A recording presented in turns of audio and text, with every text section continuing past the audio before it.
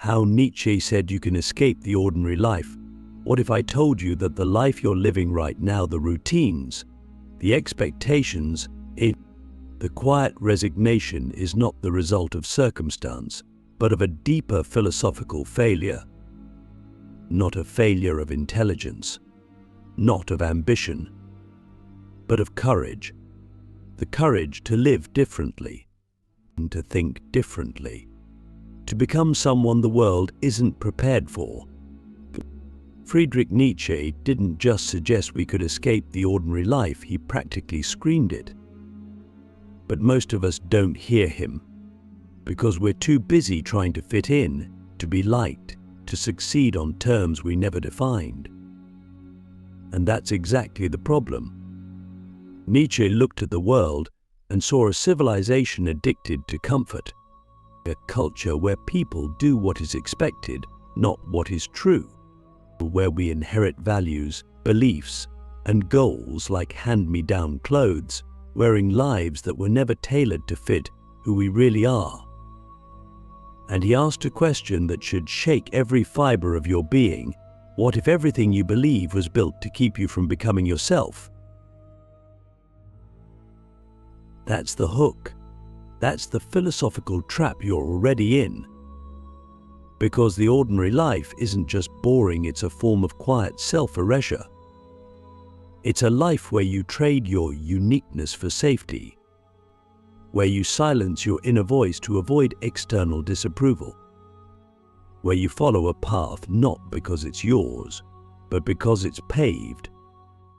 Nietzsche called this the herd mentality, the deep psychological urge to belong, to not stand out, to be part of the group, even if it means living a lie.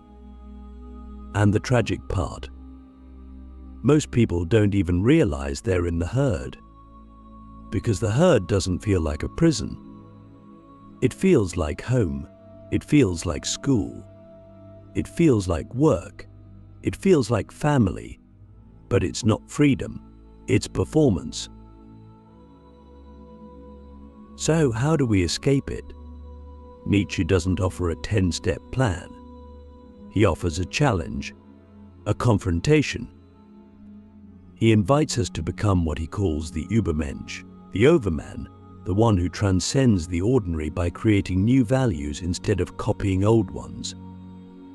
But to do that, we have to kill something inside ourselves first, the need to be accepted. Because as long as your sense of worth is outsourced to society, you are not free. You are enslaved to applause. And Nietzsche is brutal in his honesty. You cannot become extraordinary if you are still addicted to the comfort of being ordinary. Click subscribe to this channel to get more profound insights. Ask yourself this: when was the last time I made a decision purely because it was true to me, not because it was expected of me? If that question stings, good. That means you're waking up. Because Nietzsche doesn't want followers, he wants fire starters, and people who are willing to burn down the script they were given and write something entirely their own. But that kind of freedom is terrifying, because it means taking full responsibility for your life. You can't blame your parents. You can't blame the education system. You can't blame society. You have to look in the mirror and say, if I'm still living an ordinary life, it's because I haven't had the courage to break it yet. And that's where most people stop, right at the edge. Nietzsche said, "He who has a why to live can bear almost any how." But most of us don't have a why. We have a checklist. Get a degree, get a job, get a house, get married, retire, die quietly. That's not a why. That's a conveyor belt. And the moment you step off it, the world starts looking at you funny. You become the question mark in a sentence full of periods. But here's the secret. Every person who ever lived a life worth remembering had to become that question mark first. So what does it take to escape the ordinary? It takes revaluation, Nietzsche's core idea. You must question every belief you hold, every value you inherited, every goal you were handed. You must ask, is this mine? Or was this planted in me by someone who never questioned it either? And if the answer is no, if it's not yours, then you have to let it go.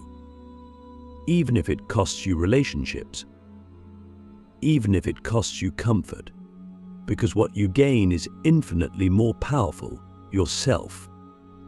This is the beginning of the real journey. Not the journey of becoming successful, but the journey of becoming you. And Nietzsche makes it clear that path will not be paved. It will not be praised. It will not be safe. But it will be yours. And in a world of replicas, that is the rarest, most revolutionary thing you can be. So I'll leave you with this before we go deeper. What if the ordinary life you're living isn't real life at all, but just the echo of other people's fears? What if escaping it isn't rebellion, but a return? The abyss stares back. Why most people fear their own potential. Nietzsche warned us, if you gaze long into an abyss, the abyss also gazes into you. And at first glance, that line feels like a poetic warning about danger or darkness. But it isn't only about fear in the external world, it's about the terror we feel when we begin to truly examine ourselves. Because to escape the ordinary life, you have to confront something most people spend their entire lives avoiding, your unlived potential. The version of you that could exist if you stopped making excuses, and the version that terrifies you, not because it's weak, but because it's powerful beyond what you're used to. That is the abyss. And it stares back because once you see what you could become, you can't go back to pretending you're content with less. Most people don't fear failure. They fear responsibility. Because once you admit that you are capable of more, the burden of staying small becomes unbearable. You can't hide behind luck. You can't blame the system.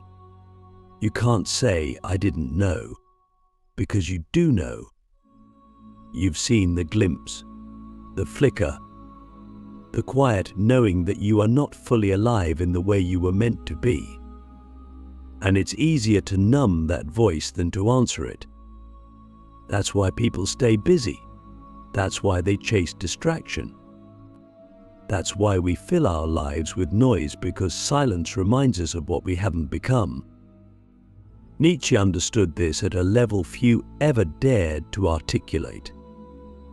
The real revolution isn't overthrowing a government or breaking a system. It's overthrowing your own self-deception. It's breaking the internal system that keeps you looping in mediocrity. And that's why most people never escape the ordinary life, because they are more comfortable with limitation than with liberation. Liberation demands too much. It demands isolation. It demands risk. It demands that you leave behind the identity that made you feel safe.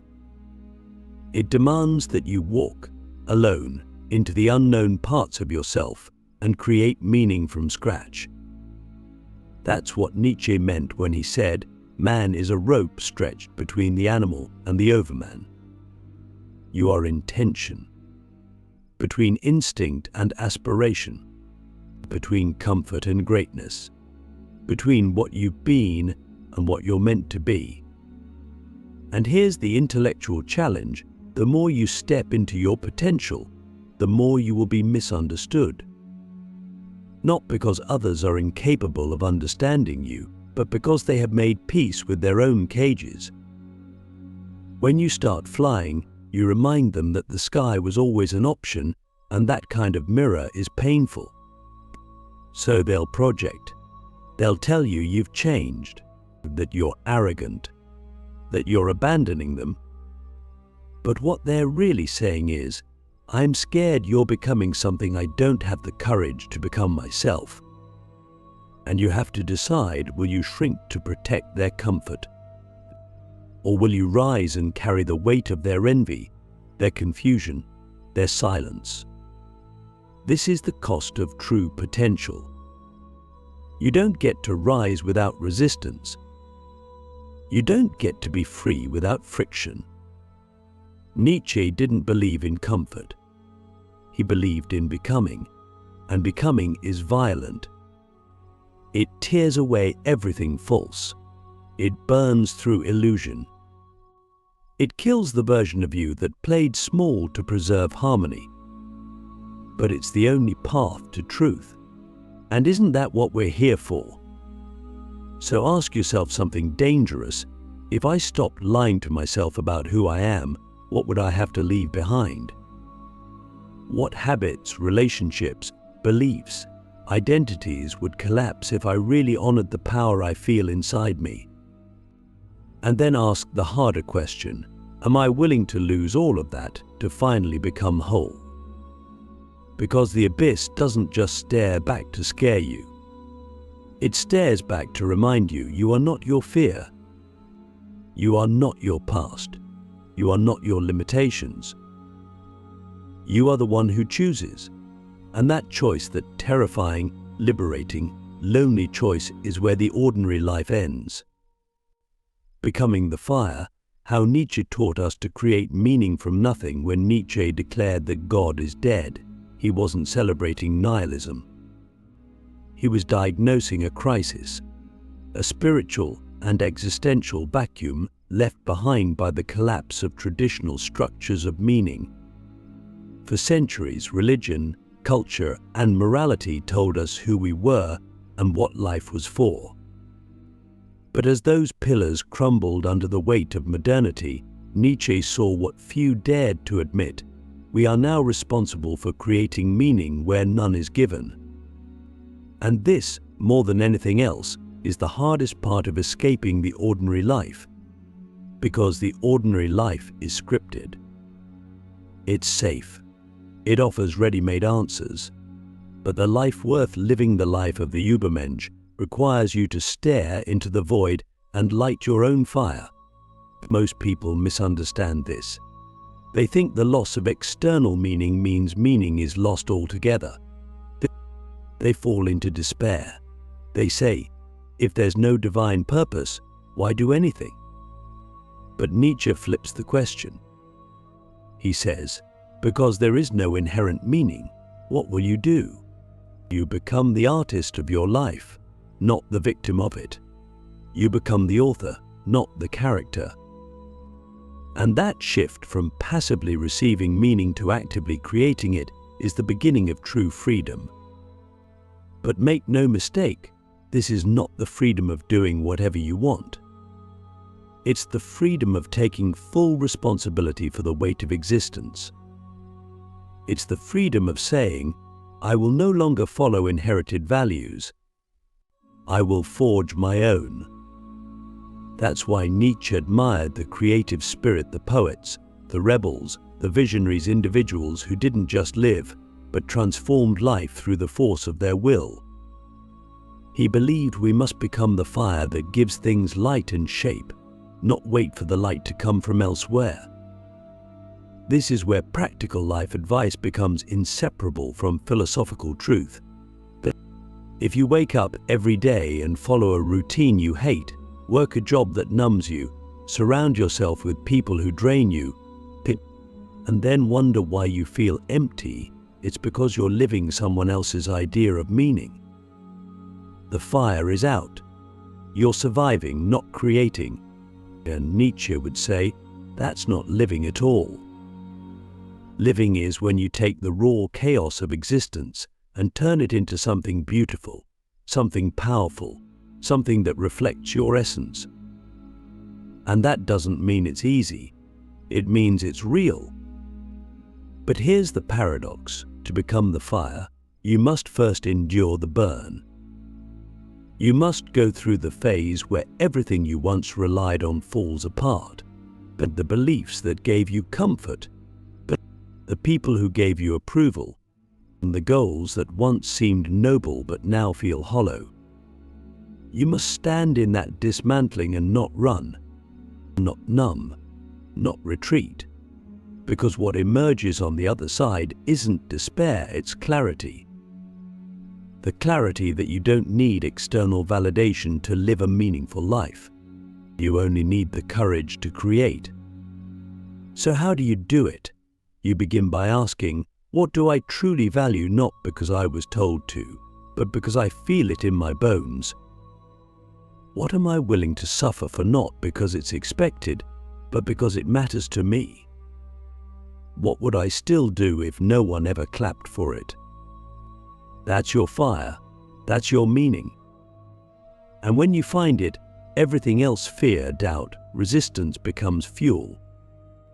Nietzsche didn't give us a map. He gave us a flame.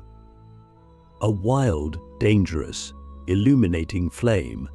And he said, become this, not because it's safe, but because it's alive, because it burns away lies, because it sets you free, and that freedom isn't a destination. It's a discipline. It's the daily act of choosing your path, shaping your soul, and creating a life that doesn't just avoid the ordinary but obliterates it.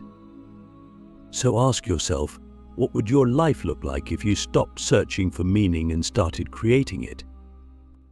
What would happen if you stopped waiting for purpose and decided to become it?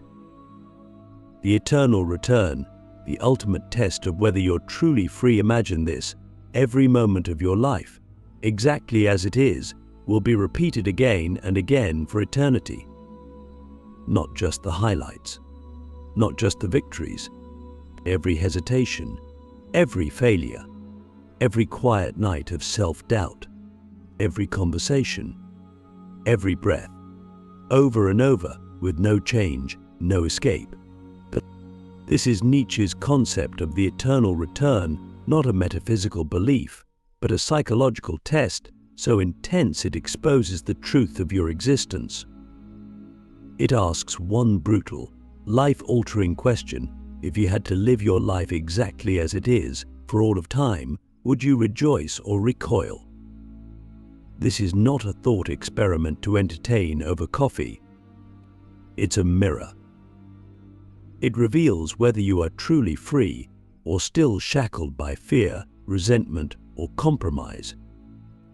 Because if the idea of living your exact life, moment for moment, fills you with dread, then what you are living is not a life, it's a performance.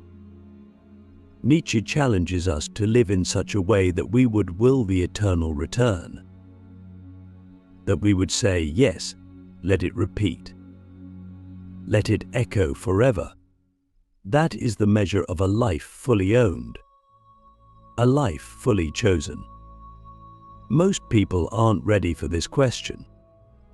They avoid it because it demands change. It makes excuses obsolete. It forces you to confront the parts of your life where you've settled. The places where you've betrayed yourself for safety. The relationships you keep out of guilt. The dreams you've deferred for approval. The lies you tell just to get through the day. The eternal return doesn't let you look away. It says, if you wouldn't live this again, why live it even once? And that's where the real break from the ordinary happens. It's not in some dramatic escape to a new city or a sudden career switch. It begins in the quiet rebellion of owning your time, of choosing your values, of refusing to live a single day that you wouldn't willingly relive for eternity. That's the bar Nietzsche sets, not perfection, not comfort, radical alignment. And in that alignment, you begin to taste something rare: sovereignty. Because freedom isn't doing whatever you want, but freedom is wanting what you do. It's being at peace with your choices, not because they're easy, but because they're yours. It's waking up and knowing that even your struggles are meaningful. Even your pain is part of a story you chose to write. That's why Nietzsche didn't fear suffering, he feared a life without depth. He feared the shallow imitation of joy that comes from avoiding discomfort. The true tragedy, he believed, wasn't pain. It was numbness. It was conformity. It was a life that, when faced with the eternal return, would make you beg for oblivion. So how do we live differently? How do we pass the test? We begin by treating every action, every word, every thought as if we had to live it forever. We ask ourselves before we speak, before we act, would I choose this again? Would I want this version of myself to be the one that echoes through time? And if the answer is no, we don't panic. We correct. We realign. We choose again. That's the power of the eternal return. It doesn't imprison you. It awakens you. It forces you into presence, into intensity, into truth. And when you start living like that, something incredible happens. Life stops being something that happens to you. It becomes something you are actively shaping, moment by moment, breath by breath. You stop chasing meaning and start embodying it. You stop fearing time and start honoring it. You stop being ordinary and start becoming eternal, not because the world knows your name, but because you finally know your own.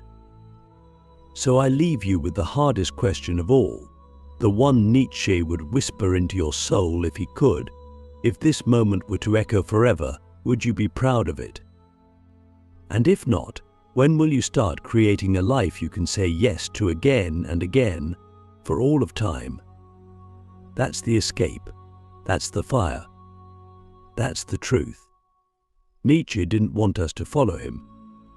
He wanted us to surpass him, to become the kind of people who don't just escape the ordinary life, but who build one so extraordinary it's worth living forever.